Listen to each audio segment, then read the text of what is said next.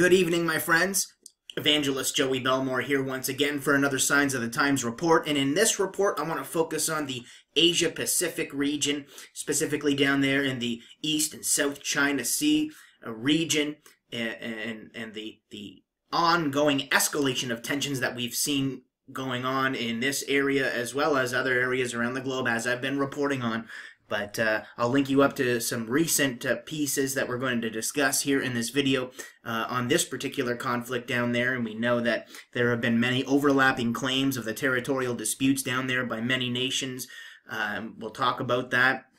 But specifically what's going on down there is the battle between China and the United States.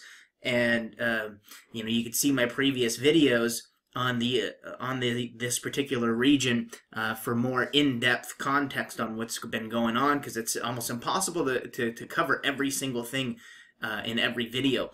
But here we see in this piece now Britain has stuck their nose into the fray, if you will, as it says in this piece. Red flags. Britain talks tough on South China Sea after meeting with Philippines. And it goes on to mention here how China has alarmed all the rivals in the region recently with its massive reclamation and reconstruction of the facilities on the disputed reefs, which includes a 3,000-meter runway on Fiery Cross, around 1,000 kilometers from the southern province of Hainan. And I had previously reported on that, and there had been many other provocations by both sides in recent days, weeks, and months past. And it says here that British Foreign Secretary Philip Hammond said on Thursday on a visit to the Philippines that any attempt to restrict air and sea travel in the disputed South China Sea would be viewed as a red flag. China said it landed 3 planes over Fiery Cross Reef in recent days, prompting protests from rival claimants Vietnam and the Philippines, and raising fears it could impose military controls in the area. And this is what we've been seeing, the constant strategic military positioning of many of the nations involved, and specifically what China's been doing over there. And it's a complete militarization of this region. And we've been seeing this arms race take place over there. And it says here in a quote from Albert Del Rosario in Manila, he said, "Freedom of navigation and overflight are non-negotiable. They are red flags for us," Hammond told a joint news conference with his Filipino counterpart, Alberto Del Rosario. So, excuse me, that was a comment from British Foreign Secretary Philip Hammond. And Hammond, whose Manila visit in the Philippines followed a trip to China, did not elaborate on what action would be taken if the red flag was raised, other than to say Britain would continue to assert its right to sail in the area. So more tough talk here involving this particular region down there in the South China Sea, and now we're seeing Britain becoming a player down there, probably along with the United States and some of their allies in the region. And it says here, Del Rosario said he was worried that with the test flights, China was laying the groundwork for the declaration of an air defense identification zone, similar to the one it declared in the East China Sea that riled Japan. And I had reported on that. So we're seeing things progress rapidly in this region, as well as conflict intensifies down in the South China Sea over in the Asia Pacific. And here we see Vietnam has come out and warned Beijing over air safety threats after the unannounced flights in the South China Sea have added fuel to the territorial dispute over there, as we've seen. And he said that China flew over its airspace to reach contested Spratly Islands, and he's lodged a complaint with the United Nations International Civil Aviation Organization. As it says here, Vietnam's Civil Aviation Authority has accused Beijing of threatening regional air safety by conducting unannounced flights through its airspace to a disputed reef in the South China Sea, state media said Saturday. So we see here Vietnam has come out and basically scolded Beijing, sent out a warning over their flights in the South China Sea. Meanwhile, war with China is likely if Taiwan continues to seek independence, says an ex-Chinese army general. And it says here that a retired Chinese People's Liberation Army general has warned that war is likely if self-ruled Taiwan continues to seek independence. And it says here in a quote from the gentleman that we have promised that Chinese people never fight against Chinese people. But if the pro-independence forces continue to press us, we will have no other chance but to seek reunification through the use of force, says Luo Wan, a hawkish retired People's Liberation Army Major General. So another indication of the seriousness of the tensions that have been rising over there, and albeit this is from a different aspect of some of the things that are going on in the South China Sea, it certainly adds fuel to the fire of the overall general consensus of conflict in that particular region, for lack of a better term.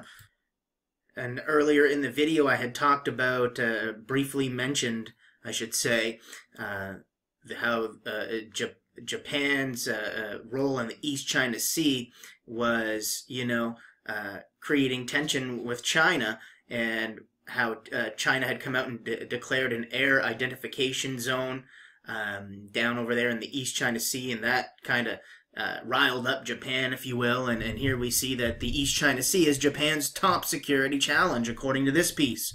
As it says here, tensions in the South China Sea have been in the international spotlight over the past few months. In Japan, there has been significant debate over the country's potential role role as a U.S. regional ally in ensuring freedom of navigation and the promotion of a rules-based order in the region. But while the South China Sea continues to be an important regional issue, the potential for increased tensions in the East China Sea remains the most important security challenge for Japan. And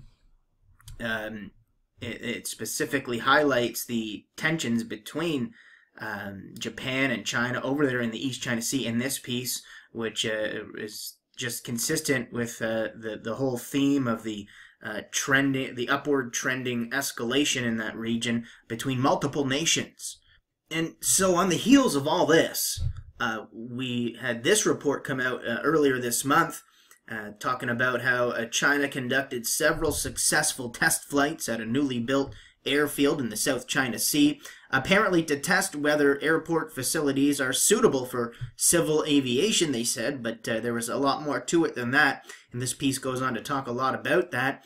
But in the piece it mentions, as we see here in the headline, that China's Navy chief came out and he affirmed the readiness of the Chinese Navy to defend the islands over there in the South China Sea in the midst of all this intensification of militarization, if you will, down in the Asia Pacific, specifically in the East and South China Seas.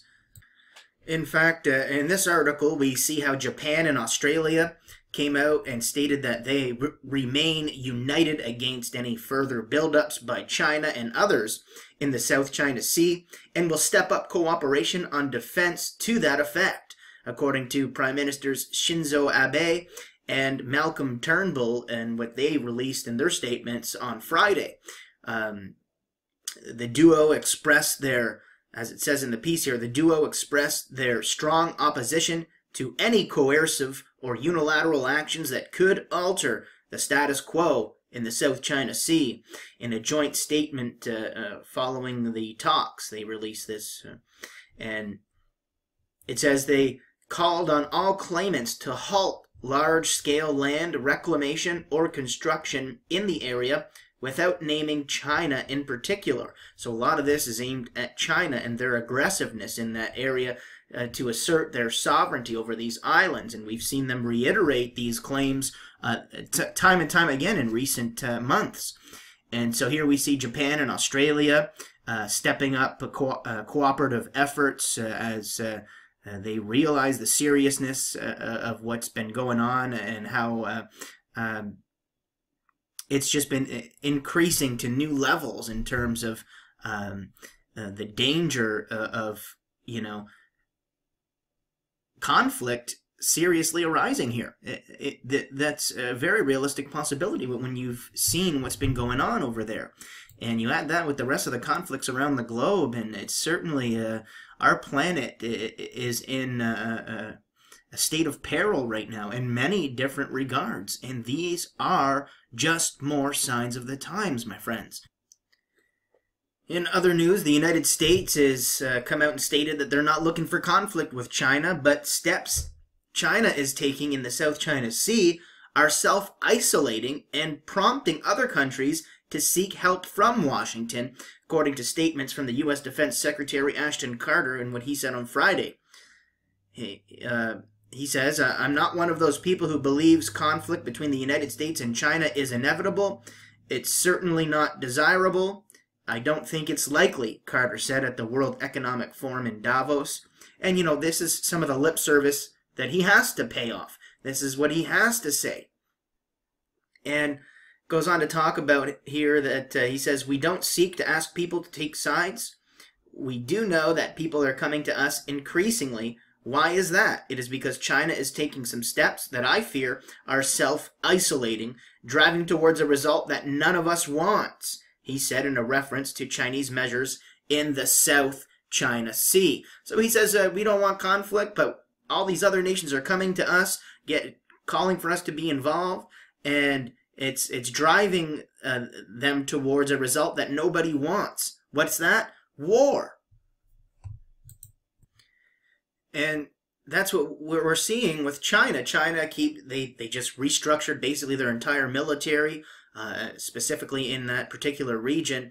And it goes on to talk here about how China's military reforms and the People's Liberation Army, which have sped up since Xi Jinping came to power in 2012, are making continuous progress and currently are the focus, the focus seems to be on organizational reform and restructuring the military in its entirety.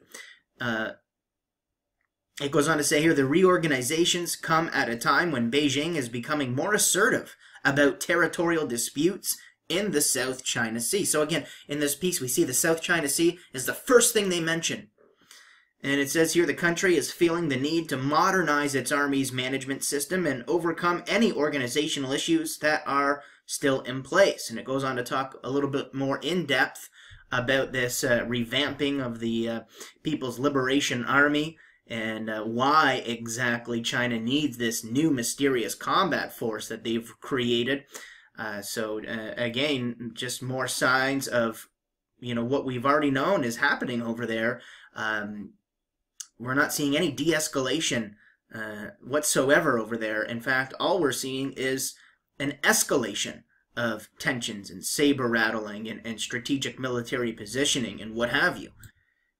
And this is a piece from globalresearch.ca highlighting the fact that everything that's going on, when you look at this blueprint over there, it's actually a blueprint for U.S. war with China. And this is according to a Center for International and Strategic Studies, or CSIS, report that was released. And it says here, a major new report by the Washington-based Center for International and Strategic Studies has laid out detailed plans for the Pentagon's preparations for war in Asia. And I already showed you a piece where the Pentagon came out and the Defense Secretary Ashton Carter actually warned China over the South China Sea. Okay? It says the report entitled Asia-Pacific Rebalance 2025, Capabilities, Presence, and Partnerships examines the range of threats to U.S. dominance in Asia, but there is no doubt that its chief preoccupation and target is China.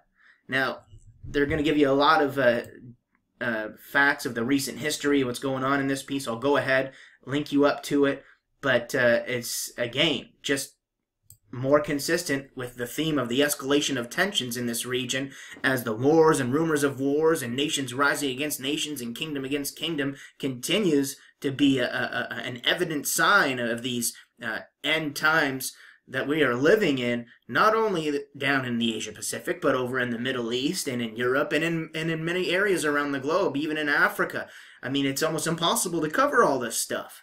But certainly we can look for these trends to just intensify as time progresses on here in these times in which we live, my friends. And I just urge you to discern the signs of the times, understand the importance of the fact that we're living in the most important times in human history, and that it's important that you understand that there is one true Almighty God, and that His holy word prophesied these things would come to pass, not because He wants them to, but because He gave humanity free will, and He knew that certain things would come to pass, and He warned us of this, and He warned us in His love so that we would see these things.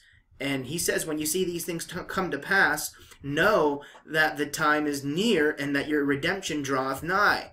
And we're told to lift our heads and look up, for our redemption draweth nigh. And so I just can't stress the importance enough of knowing Jesus Christ as your personal Lord and Savior, and getting born again and repenting from a life of willful sin, and believing the gospel and applying the gospel to your life, as Jesus Christ said that we should live by every word of God in Matthew 4:4 and Luke 4:4, because when this is all said and done and the smoke clears and we're standing before the judgment seat of Christ, my friends, and we're staring into eternity, that's what's going to matter, whether or not you gave your life to Jesus Christ. That's the only way to the Father, just like Jesus said in John 14:6.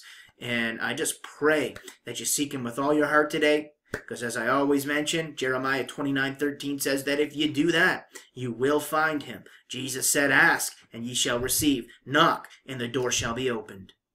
And I just pray that you do that today, and that you end up being one of the few that are on that straight and narrow path to life. In Jesus' mighty name I pray.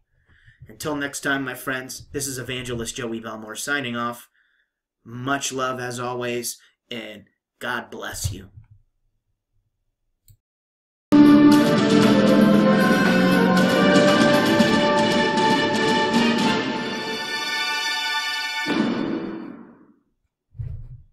Good evening, my friends.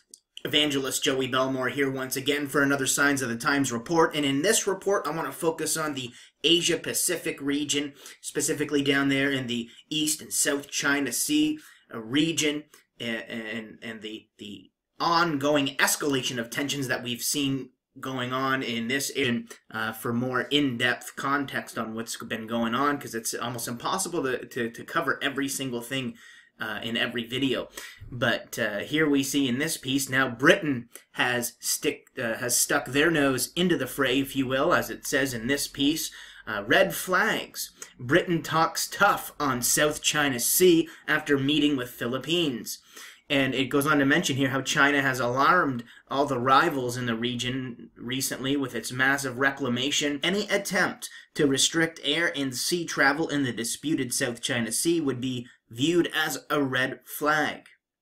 China said it landed 3 planes over Fiery Cross Reef in recent days, prompting protests from rival claimants Vietnam and the Philippines, and raising fears it could impose military controls in the area. And this is what we've been seeing, the constant strategic military positioning of many of the nations involved, and specific and reconstruction of the facilities on the disputed reefs, which includes a 3,000-meter runway on Fiery Cross, around 1,000 kilometers from the southern province of Hainan. And I had previously reported on that, and there had been many other provocations by both sides in recent days, weeks, and months past.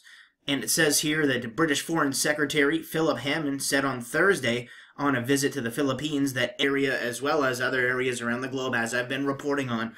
But I'll link you up to some recent pieces that we're going to discuss here in this video on this particular conflict down there. And we know that there have been many overlapping claims of the territorial disputes down there by many nations. We'll talk about that. But specifically what's going on down there is the battle between China and the United States. And, you know, you could see my previous videos on this particular region.